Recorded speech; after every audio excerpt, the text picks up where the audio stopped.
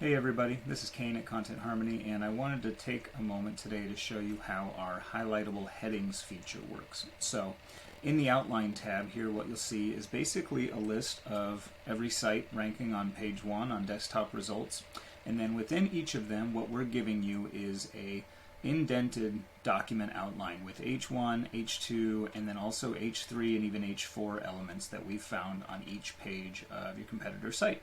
And so what this makes it really easy to do is basically scan through a list of competitors and quickly brainstorm what you want your document outline to look like. So if you're giving either heading recommendations or an actual specific H1, H2, H3 outline to a writer, this makes it a lot easier to basically, get a feel for what other people are doing and quickly kind of assemble your own version.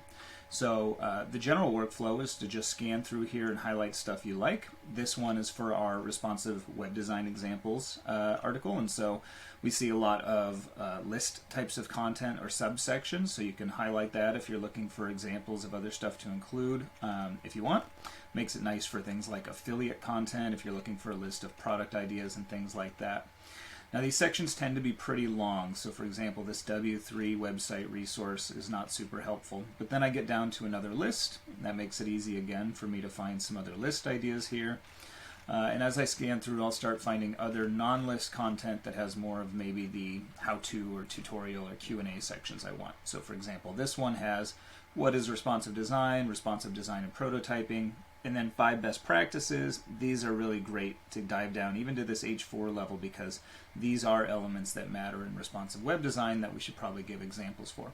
So as you go through and highlight each of those, they'll get moved over and they're visible inside your brief tab, and they show up here under what is this content about. And the reason we've done that is because as you're usually doing a suggested outline type of section, it's usually being done here in this what is this content about section. We want you to be able to quickly reference what these other headings are, and then as you've used them, say, all right, I've got something in here about CSS media queries, I no longer need to see this one. You can go ahead and unhighlight those resources and they'll disappear from your browser as you're working. So in many cases, you might highlight a bunch of headings here that you don't actually need a writer or a client to see. They're just for you, the strategist, to be able to reference as you build your own outline and then get rid of the reference when you no longer need them. However, if you do leave them in there, we of course will transfer them when you copy brief to clipboard and paste that here. You'll see what is this content about, and then underneath there your highlighted competitor heading sections by site with the type of element that's been highlighted. So that's it. That's how most folks will end up using the headings section of the content. We'd love to hear feedback from you.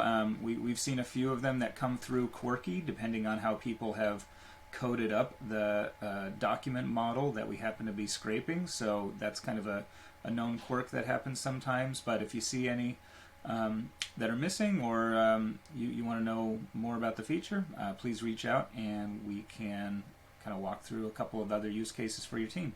Thanks.